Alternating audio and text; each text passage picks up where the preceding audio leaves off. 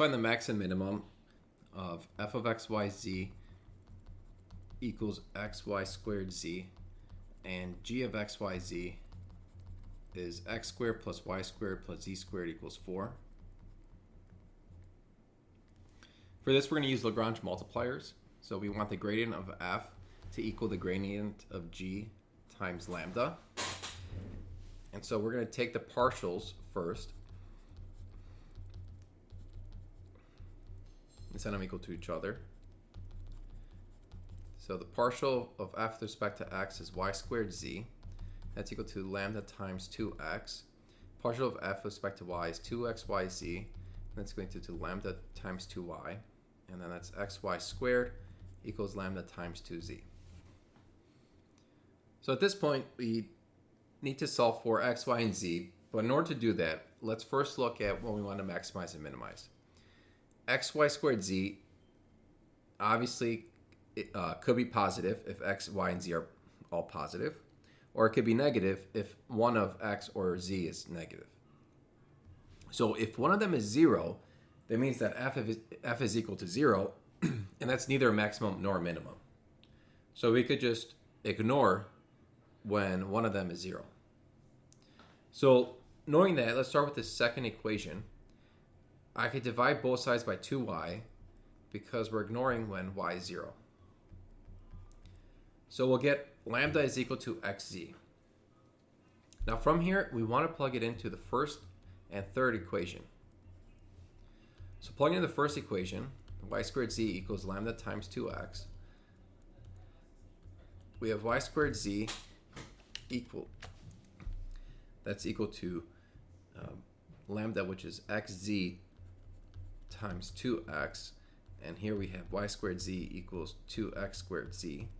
So I could divide by z because we said it's not going to equal to 0. And take the square root, get plus or minus root 2 times x. Similarly, we'll plug it into the third equation. Xy squared equals lambda times 2z. Lambda is xz. So xy squared equals 2xz squared. Y squared is equal to 2z squared. And that gives us y is equal to plus or minus root 2 times z. Notice that y is equal to plus or minus root 2 times x and plus or minus root 2 times z, which I can eliminate the plus or minus root 2 and get that x equals 0. So from this, we can use this constraint and plug it in. So we're going to plug everything in terms of z. So x squared will be z squared. Y squared will just be plus or minus root 2 times z squared. And then plus z squared equals 4. So it's z squared plus 2z squared plus z squared equals 4. 4z squared equals 4. And so z squared is 1, which means z is plus or minus 1. Now from here we can get all the points.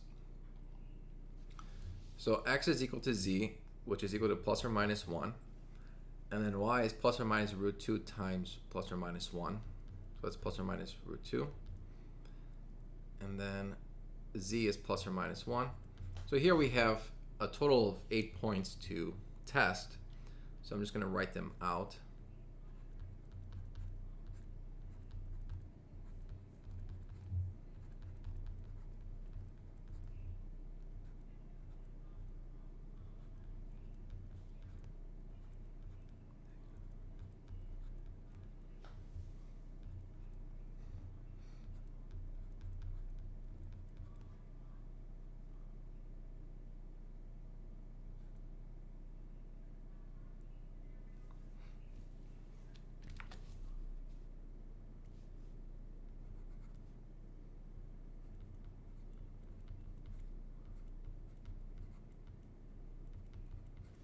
So plugging it into f of x, y, z,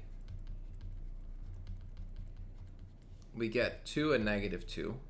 So 2 will be the maximum and negative 2 will be the minimum. And that's going to be the final answer.